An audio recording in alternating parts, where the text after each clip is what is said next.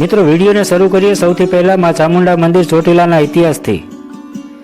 મિત્રો હજારો વર્ષ પહેલા આ વિસ્તારમાં ચંડ અને મુંડ નામના રાક્ષસોનો બહુ જ ત્રાસ હતો।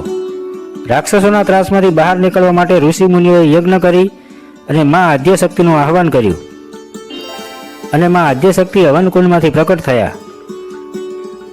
ત્યારે ઋષિ મુનિઓએ માતાજીને પ્રાર્થના કરી કે અમને અને અહીંની પ્રજાને આ રાક્ષસોના ત્રાસમાંથી ઉગારો।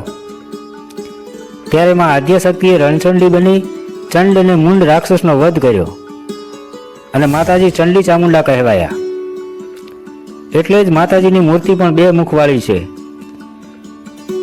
અને માતાજી ચપટી ધૂળની ઢગલી કરી અને કાયમ માટે ત્યાં જ બિરાજમાન થયા।